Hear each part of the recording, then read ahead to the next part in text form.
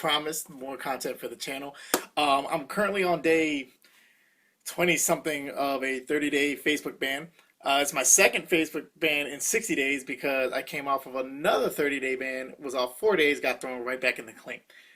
This is a recurring thing for me. I do 30 days at a time, stand them on my head by myself all day. Enough with the Kevin Hart skit. Anyway, the point is, I get thrown in Facebook jail at the drop of a hat. I would say, I don't know, I'd guess at least 15 times now. And out of those 15 times, maybe once or twice did I deserve it. Not just because I think I deserved it, like, okay, I violated this rule. Every other time it's some nonsense. Back before the algorithm, it was, I embarrassed somebody in an argument, and because their feelings are hurt, they flagged my thing, and Facebook really wouldn't check the comment to see if it was offensive. They would just ban you. Then, since then, because the joke is from my followers is that I have a Facebook PO. The algorithm seems to be fine-tuned for me, where anything I do gets me banned.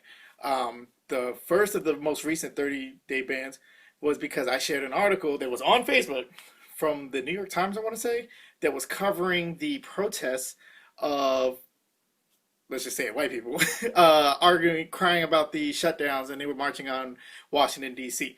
And I just shared it. I put the comment, cough on them, and within seconds, it was taken down and thrown in, I was in the clink. And the reason being that was cited by Facebook was that it was somehow voter suppression. Not because of the comment, and again, nobody or the caption, and nobody reported this. This was the algorithm. But I did 30 days for that. And then immediately following that, I got thrown in jail by the algorithm again for typing the word white people, which is a onomatopoeia, I believe, when you just say things that you hear. But it's basically black folk talk for white people, but we say white people because that's how it sounds when you say it real fast. And it's spelled W-Y-P-I-P-O. I've been saying that for years on the internet, but somehow that's now in the algorithm. And let that sink in for you for a second.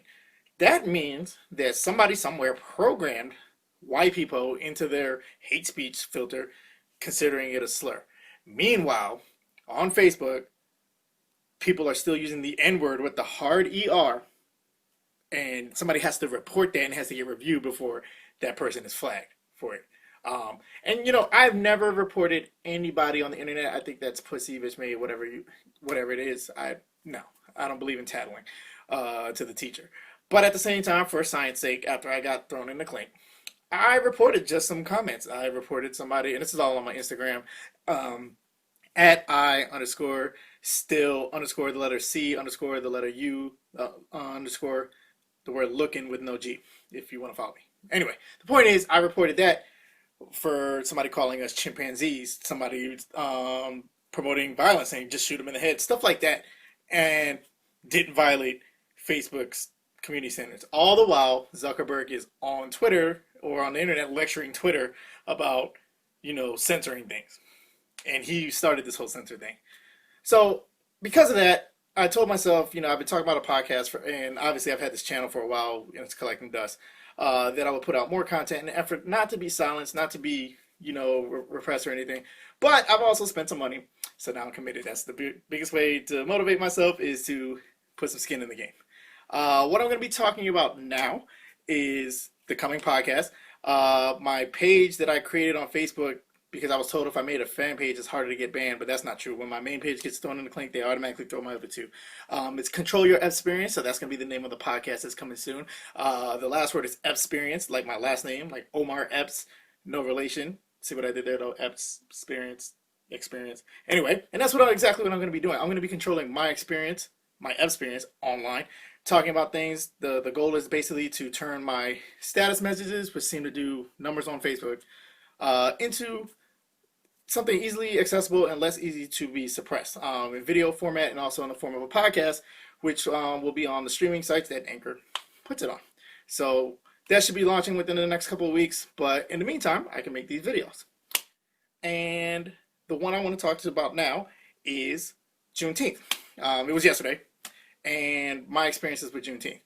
So I'm from the Maryland DMV area, and the first mention I've ever heard of Juneteenth was in elementary school. We had this competition. It's kind of like a science bowl, but for trivia, specifically on Black history. It's called Black Saga. And it was a competition, in an effort to get kids more not just saying black kids, but also white kids involved in learning black history and turn it into a competition. You could win money, you could go against other schools, whatever. But that was my first introduction to Juneteenth. And the way I learned about it was that when the Civil War ended, Texas didn't know, and they still had slaves. And Juneteenth was a celebration of when they found out that the slaves were free. And I carried that concept with me up into college. I didn't realize it was a holiday, something that was continuously celebrated. I thought it just referred to that date when it happened. I get down to college. I went to Tuskegee University in Alabama, TU, you know, and I met a lot more people from the South and specifically from Texas, and they celebrate Juneteenth. And that's when I learned it was a thing that was going on. It kind of struck me as odd because, not that I'm the most militant person, but it's just like celebrating the day that we were allowed to be human again, kind of, sort of. But whatever. I wasn't about to tell black people how to, find their joy, especially if you're from Texas. Evidently, it's a state holiday in Texas.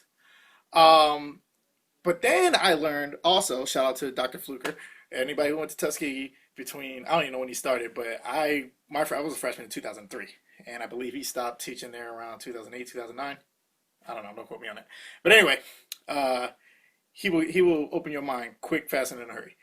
But it wasn't until then that I learned it wasn't that Texas didn't know that the Civil War ended, because a famous battle, the Battle of New Orleans, was the last battle of 1812. But it happened well after the war had ended. But Andrew Jackson, who would later go on to be president, didn't know. This was in 1812. They didn't have Twitter or, even telegrams and stuff like that. Well, did they? I don't know when the telegram was invented. But the point is, communication was slow. It was remote. And yet, you got a war going on, so who's going to go run them that message? So that's what I just assumed happened with Juneteenth in Texas. No, they knew, okay, because the Union had actually cut off Texas from the South. Because while Texas didn't have a large standing army, they had some garrison troops that were given to the Southern cause. What they did have was horses, and they were supplying the Southern cavalry with horses. So as a strategic move, the Union put gunboats all along the rivers, blockading them from supplying the South. So, and then, a lot of the forts got surrendered. So Texas was effectively out of the fight relatively early in the Civil War, okay, under Union control, but there were still slaves. And on top of that, when the war ended, of course, the Union troops knew, but there were still slaves. Emancipation Proclamation was made in 1865, but there were still slaves. Juneteenth didn't happen until 2 years after the Emancipation Proclamation. So while I said I'm not going to tell black people how to celebrate or how to observe it, and it's definitely I'm not deriding the historical significance at all, so it's definitely something that we should be cognizant of. I will tell white people that this is not something for you to be celebrating, okay? And I do not want to see this become the next Thanksgiving or even Christmas or whatever, and not in the sense that Thanksgiving is a lie. We were sold this story when we were kids that it was all about brotherhood and goodwill between, America basically committed genocide against the Native Americans after they got them through a winter that would have killed them, but that's neither here nor there. What I mean when I say I don't want it to become another Thanksgiving is that we see the Google banners, we see the Facebook little animation and everything like that. Even my company that I work for sent out an email, oh, happy Juneteenth, which I've been working there 3 years. It's never happened before. But of course, it's a hot button thing. They stand with Black lives. Yeah, okay. Here's my thing. For non-black people to celebrate Juneteenth, what does that mean? Is that you just inviting yourself to this mythical cookout that somebody might have told you because of your black friends you're invited to? Or are you even thinking about it? Because I don't want it to become another Cinco de Mayo where everybody thinks that the Cinco de Mayo is Mexican Independence Day. It's not what it is. All right? If you are going to be cognizant of Juneteenth, what that means is you have to confront the reality that not only, obviously, we were slaves, Lincoln didn't free anybody. Not a damn person. He made this Emancipation Proclamation, and the South, who had already said bump this country, was not about to listen to him. And any black people who were in the North, okay, we're already free, so thank you for that. What this was a recruitment poster. All right, please come fight for us so that we can defeat the South and to give Southern blacks an incentive to escape and come up to the North and fight for their freedom, which should have been theirs by birth, but neither here nor there. Okay, Lincoln is even documented. This is not an anecdote. This is not somebody trying to get into the mind of Abraham Lincoln. He is on paper saying that if I could have preserved the Union without freeing the slaves, I would have. So this is not somebody who, Republicans, oh, we're the party of Lincoln, we freed the slaves, we've been better than black people, telling us how good they've been to black people while trying to court our vote. That we should be grateful for them for freeing us. Yeah, he would, if he had his way, he wouldn't have done it. Number one, and number two, we're just going to ignore the whole shift where the Republican Party of old, was more like the Democratic Party of today, and vice versa. But neither here nor there. I'm not even going to get into that. But even then, he made this Emancipation Proclamation that goes down in history, and for 2 more years, people were still held in bondage. But these are the same people who today will say, "Oh, Mitch McConnell, we defeated racism because we elected a black president." Okay? So the words and even the laws don't mean jack when they're not being enforced. Because if they did, Jim Crow wouldn't have been a thing after Reconstruction. All right? Don't think just because you say, "Oh, happy Juneteenth" or whatever, that, that's just another "I'm not racist," token that you get to put in your pocket. If you are going to be kind, then observe Juneteenth. Don't celebrate it. It's not for you to celebrate. Observe it. Think about how you benefit from the system of oppression and white supremacy in this country that still persists to this day, to the point where you've had to even come out and say happy June 13th just to preserve your political or your facade that you present to corporate America. Think about that. Think about how you can undo it. Think about what you can do to remedy it. Think about, yes, the R word, reparations. Think about what you can do to promote that and get back yourself. Because that's what it means for you to even think about celebrating Juneteenth. Because you can say if you're happy. No, you ain't gang, you ain't family. I'm not with it.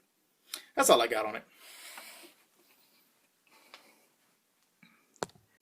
Thanks for tuning in, checking out the content. Let me know what you guys think about anything that you want me to touch on, any other questions. Maybe I need a deeper dive, or maybe you just want me to shut the fuck up. I'm not going to promise to give a damn, but you can let me know. My email, my Twitter, my Instagram, link to my Facebook page will be down in the comments. And as usual, be sure to control your experience.